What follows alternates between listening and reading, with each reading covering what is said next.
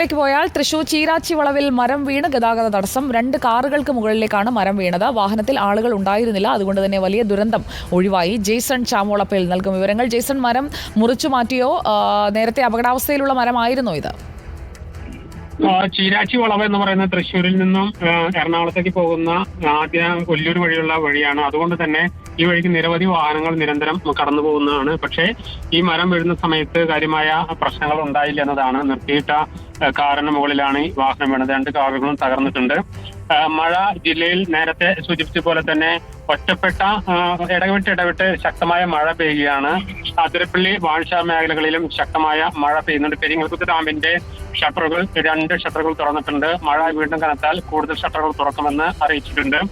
എല്ലാ തീരദേശ മേഖലകളിലും അതുപോലെ